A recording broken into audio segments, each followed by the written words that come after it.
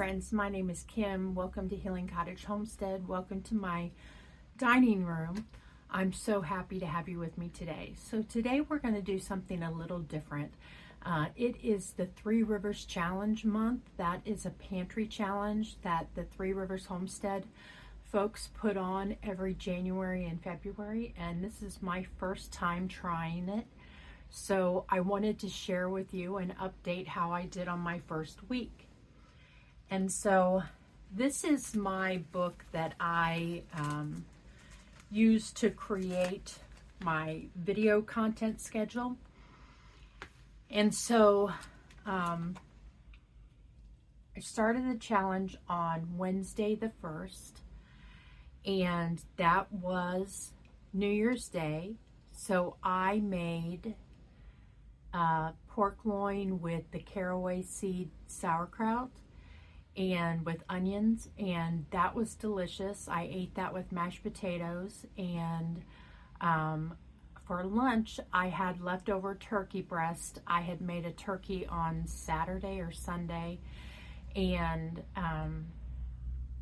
had leftover turkey breast, and for breakfast I had hard-boiled egg and bacon. That's what I have most days for breakfast. I switch it up sometimes, but I apparently have a little bit of an issue with my shirt. I switch it up sometimes, but it's very easy for me to have a hard-boiled egg and bacon, and I know I'm getting the protein that I need to start the day. So that's what I often eat for breakfast. On Thursday, I had pork loin still, and so I made what was called the best darn pork loin ever, and it was not, and so I won't be posting that video. It was very moist, I will say that. The flavor was just not there, and I ended up eating the pork pardon me. I ended up eating the pork, but I ate it with Heinz 57 sauce. So that was that. And for lunch that day, I had leftover sauerkraut and pork and mashed potatoes. On Friday, I had leftover pork and sauerkraut again for dinner. For breakfast, I had I believe I had bacon and hard-boiled egg, but I may have had cottage cheese and hard-boiled egg. I also had mandarin oranges, and I ate all of those the first week. You would have thought I was not going to be able to get fruit for the rest of the month. And the way I'm doing the challenge is I allotted $100 for the month so that I can buy fresh fruit and vegetables, because I don't want to be without those. And so, but I went through my mandarin oranges like that, but I'll get to part of why I think that is in a minute. And then Saturday, I had farmer's soup. So this is soup that I canned over the summer. It has potatoes and onions and ground beef and tomatoes and celery, and that may be everything that it has in it. But I canned this over the summer in August and had that. And then I also had bean soup. So I had those for lunch and for dinner. And then today is Sunday, and I went to church and got to church, and there were fire engines there, and there was a gas leak, so we couldn't have church. And so I left and was going to stop at Sam's Club. I needed gas, so I stopped and did get gas, but then realized that they didn't open until 10. And my plan had been to buy 2 tubs, and because they're on sale, and a car seat. Well, they weren't open. So I went over to Walmart, and I thought, well, I want to get a couple fresh fruit and vegetables. So I got spinach, I got broccoli, and I got more mandarin oranges. and did some shopping there for my granddaughters, clothes for my granddaughters. And when I left, I was starving. I realized I hadn't eaten breakfast, and my plan had been to just go to church and come right home and then have lunch. And that didn't work out, so I was starving, and I blew the challenge and went to McDonald's and got an Egg McMuffin. I mentioned the other day that I was going to try and do that with the points that I had, so I didn't spend any money. Well, I didn't do that. I did use the app and only paid $2 for my breakfast sandwich, but I spent $2 on a breakfast sandwich. And I do get the Egg McMuffin. It has 400 calories in it, and it has Canadian bacon, which is lean. And I'm not sure how many carbohydrates. I typically only eat one half of the bun. I eat the fluffier half, and the part that has the cornmeal on it, I don't eat that half. But so I did blow the challenge in that way, and that will be my breakfast and lunch today. For dinner, I am making a video, and it is a Greek chicken with green beans and tomatoes in the slow cooker. And then that video will come out on Tuesday. And then I have a plan to make greens with tofu this week, and I also bought the spinach because I'm going to make a pork loin where you cut it so it opens, and then stuff it with feta and sun-dried tomatoes and spinach. And that sounded really good, a Mediterranean stuffed pork loin. So that's what I'm going to do. So that's how I have done with my challenge. And I said that I would mention why I think that I ate so many mandarin oranges. And I think because I ate sweets during the holiday. I have a terrible time once I have eaten something sweet to not continue eating something sweet. And I had Mountain Dew again this week. So I'm still at 197, 3 pounds up. Actually, that's 4 pounds up. So I'm 4 pounds heavier than I was before Christmas. And I had Mountain Dew again, and I'm sure that a lot of that is retaining water from the sodium in the pop. So I did pick up a magazine. I'm going to grab it really quick. I picked up this special Clean Eating Edition's 30-Day Sugar Detox. And I'll share some things from this. I saw some recipes that I thought would be really good. I don't typically make sweets. Eggplant pizzas, that sounds really good. I typically don't make sweets because I don't like artificial sweetener. But they had a few in here, and maybe I need to just get used to artificial sweetener because it's not working for me to eat sugar and then be stuck on sugar again. So do any of you struggle with that? I don't know if it's just me, but I'm not going to be down on myself. I know I will get past this, but it just takes willpower, which that's one of my biggest struggles. Once I eat sugar, I am just on it like I need it all the time. So that's why I think I ate all the mandarin oranges, because I was trying to eat something sweet. And I wanted to share another thing with you. I planned my garden. So I told you before that I am in a homesteading community, Little Mountain Ranch community. And what our challenge for January is to plan and draw out our garden. And so I can't do two things at once, and I can't figure out where this picture is. Here it is. So I actually drew my garden out in Microsoft Word. So this is what it looks like. This is what my yard looks like. And I don't know if I've told you previously, but so I live in town. I live on a 1/4 acre. And this part of my yard is all driveway. And it butts up against the road, obviously. And then you see this picket fence, and this is a walkway. And then there's picket fence here that goes along this way, and this goes beside my house, and then and it's another walkway, and I would say it is probably 10 to 12 foot, 10 foot of walkway, 12 foot, and then it's deck.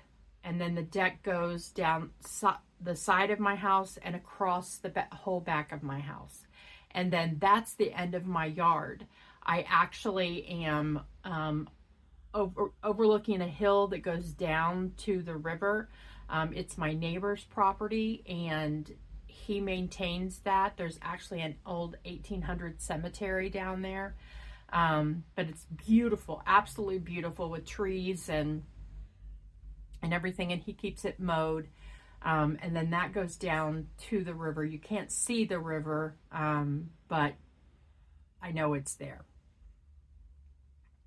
So I planned my garden out, and I ordered all of my seeds from M.I. Gardener, and I'll just share with you a little bit. So one of my friends asked if I was doing mortgage lifter tomatoes, and I had not planned on it, but I saw them and they looked beautiful. And so I ordered those. I have seeds for old German tomatoes, and then I'm going to do a trellis with green beans.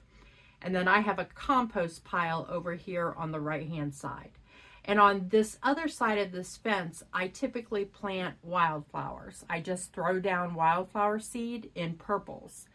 And so this year I'm going to do the same thing, but I'm also going to try and plant some eucalyptus. I'm going to start that from seed, and I'm going to try and plant some eucalyptus out there as well. So then maybe I could cut flowers to bring in the house. I plant white marigolds, and I have seeds for those. So I'm going to plant white marigolds, and then I have 2 new raised beds, and I'm going to do sun gold tomatoes. Those are the little cherry tomatoes. I'm pretty sure that's what they're called. I saved seeds from those.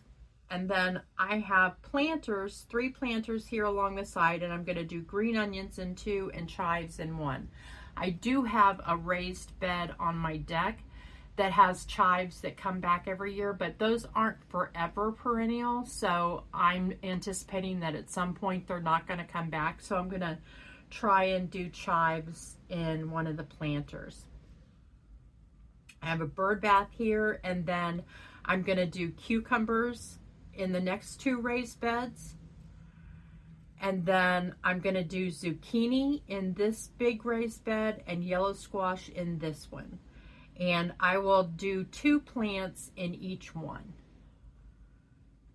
And then I have a standing raised bed that I do herbs in, and I'm going to do parsley, dill, and cilantro. Then I have big planters all along the side of this fence, and I'm going to do jalapenos in 2, poblanos in 2, and carrots in 3. Then I have a perennial flower. I don't know the name of it. It's very wispy, and then it gets a tiny red flower on it, reddish purple, like reddish plum colored flower on it. Then I have 2 purple clematis, and then I have 3 planters over here, and I'm going to do basil in 1, rosemary in 1, and then I'm going to do blue Hubbard squash in 1. Not because I will use the blue Hubbard squash, but because I've heard that you can use that as a sacrifice crop to keep the squash bugs off your zucchini. I have no idea if that's going to work, but I'm going to try it. because typically what happens is I get a few zucchini and then they're decimated by the squash bugs. Last year I did plant, I pulled them and then planted it again in July, and I got a couple more zucchini, but I want prolific zucchini because I make a lot of recipes with zucchini. So then I'm going to, I have a flower bed that I normally put flowers in front of my house. I have a living room window, double window there. And I'm going to plant Planter's Jumbo Cantaloupe, and we'll see how that works. And then I have a lilac bush here, a fern, another perennial flower I can't remember the name of, and a hosta over here.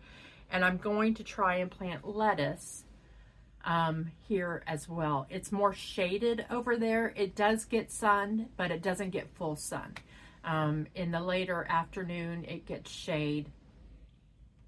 So that is my plan for my garden. And I did buy a indoor greenhouse. It looks like shelving unit with the plastic around it. And I bought grow lights. And I'm going to try and grow from seed my plants, but I'm also going to try, I'm saving my water jugs, and I'm going to try to do some winter sowing in the water jugs. I'm going to look and see what are the plants that are most successful with winter sowing and go from there. And some of these I will plant directly and not grow them from seed. The tomatoes for sure I'm going to grow from seed, and the herbs. The zucchini I'm not sure about, and the cucumbers and peppers I'm not sure about those either. So we'll see, but I just wanted to share with you because this is all part of my journey to wellness. I love the idea of starting plants from seed that I then grow in my garden, that I then harvest from my garden, that I then preserve through canning or freezing, that I then eat as part of my wellness journey. And that's true farm to table. And while I'll continue to support farmers markets, I won't be able to grow nearly the tomatoes that I will need for preservation. I will continue to support local farmers in those regards, but I am so excited to share this journey with you and just see how we do. I may not be successful, but if excitement and enthusiasm make for success, I'm going to be a winner. So we'll see. I really look forward to it. So I know this was a different take on video for me today, but this is Sunday and it is part of the Three Rivers Challenge, as I mentioned, and I wanted to share with you how I was doing. Let me know if you are doing the challenge, how you are doing, and let me just know how you're doing with the new year and with your eating. And my A1C was 5.6 the last time I went to the doctor last month. And I'm so worried about what my A1C will be having a pop every day. And and Mountain Dew too. It's awful for you. I mean, pop is just not good for you in any way. Even diet pop is not good for you, they say. So I don't know. I'm going to try again this week to get off the pop. And we'll see how we do. But I wanted to share my journey with you. And if you like this video, give it a thumbs up. It really does help me when you subscribe to my channel, Healing Cottage Homestead. I will tell you that I just paid for the domain, Healing Cottage Homestead. And I have it hosted by WordPress. That is supposed to be one of the best for food bloggers. So I am going to start posting my recipes there. And when I had the name Healing Place Cottage, I had a website and I started by putting my recipes out there, but I didn't keep up with that, especially after I had the name change. So hopefully by the end of first quarter, I will have a new website up for you and be able to share those recipes. I'm also working on a cookbook of my favorite recipes from 2024 and part of 2023, because I started the channel in October of 2023. And so I'm going to share some of those recipes as well. But really looking forward to it. You can follow me on Instagram, Facebook, and TikTok. I post diabetic-friendly videos every Tuesday and Friday at 5 p.m. Eastern. And then I post different content on Sunday that's more the backstory of how we got the food to the table. I really enjoyed our time together today, friends, and I look forward to sharing my journey, continuing with you in 2025, and cooking with you again soon later in the week. Talk to you soon.